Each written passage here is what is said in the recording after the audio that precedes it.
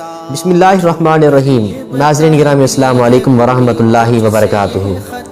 اپنے دن کا آغاز نماز اور قرآن اور درود شریف کے بعد والدین کی دست بوسی اور قدم بوسی سے کیا کریں۔